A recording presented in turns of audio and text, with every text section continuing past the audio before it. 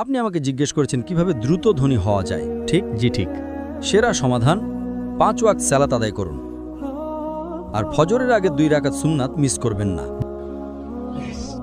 আপনি কি জানেন শীর্ষ 10 জন ধনী ব্যক্তির তালিকায় 4 নম্বরে বিল গেটস, 2 নম্বরে জেফ বেজস, তো 3 নম্বরে জেফ বেজস, 2 নম্বরে এলন মাস্ক, 1 নম্বরে কে?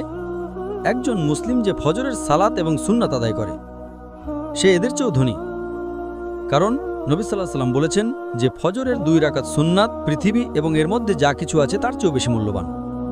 অন্য সব সালাত সময় মতো পড়ি, ফজর আমি উঠতে পারি না। তো আমি তাকে বললাম, আপনি তো একজন ব্যবসায়ী, ধরুন আমি আপনাকে বললাম কাল সকাল ভোরে 5টায় একটা ব্যবসার ডিল আছে যেখানে আপনি $1 মিলিয়ন পাবেন।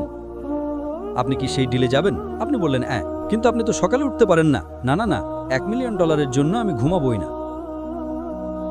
তাহলে $1 মিলিয়ন জন্য আপনি ঘুমান না, কিন্তু 2 রাকাত সুন্নাত যা পৃথিবী এবং এর মধ্যে যা কিছু আছে তার চেয়েও দামি, তার জন্য উঠতে পারেন না? ফজরের সালাতের মূল্য কত ভাবুন। সমস্যা হলো আমরা হাদিস শুনি কিন্তু বিশ্বাস করি না, কোরআন পড়ি কিন্তু বিশ্বাস করি না। আল্লাহ বলেছেন, তাই আমি বলি আমি কখনোই আমার ফজর মিস করব না, এমনকি আমার সুন্নাতও মিস করব না। কেউ আমাকে $1 মিলিয়ন দিলেও না। আপনি কি জানেন সেরা ব্যবসা কোনটা? আল্লাহ সূরা বাকারা 2 নম্বর অধ্যায়ে 261 নম্বর আয়াতে বলেছেন, যদি আল্লাহর পথে একটা শস্যদানা দান করেন, আল্লাহ আপনাকে 7টা শীষ দেবেন এবং প্রতিটাতে 100টি করে দানা থাকবে। তার মানে একটা দানা 700 গুণ হয়ে যায়।